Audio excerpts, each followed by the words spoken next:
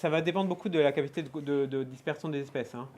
Si vous êtes, je sais pas, un papillon avec un cycle de vie tous les ans, avec une capacité de dispersion forte parce que les individus peuvent bouger très rapidement, bah, vous voyez que ils vont pouvoir conquérir des nouveaux milieux et s'adapter au changement de leur aire de répartition, de leurs conditions écologiques rapidement.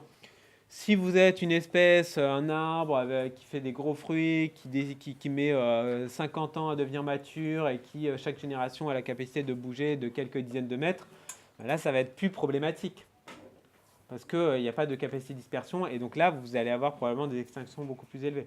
Pensez aussi, par exemple, aux espèces qui sont des espèces montagnardes, où là, elles sont coincées en haut d'une montagne. Le changement climatique va faire qu'il va faire de plus en plus chaud et les étages elles vont pouvoir monter. Il va falloir qu'elles montent, et puis après, bah, il n'y a plus rien en haut de la montagne.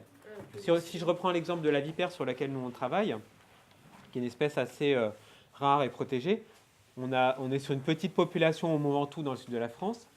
Bah, on voit clairement que le milieu dans lequel elle vit est très... Bon, il subit plein de menaces liées à l'aménagement du territoire anthropique, etc. Mais même s'il n'y avait pas ces menaces, on pourrait imaginer que le changement climatique va modifier les conditions et après, même si elle monte en altitude, à un moment, elles ne pourront pas monter tellement plus haut.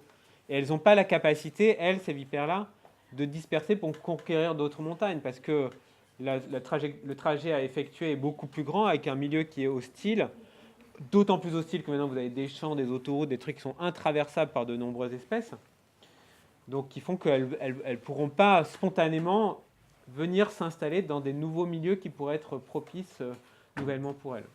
Donc là, pour ces espèces-là, ça ne va pas être facile.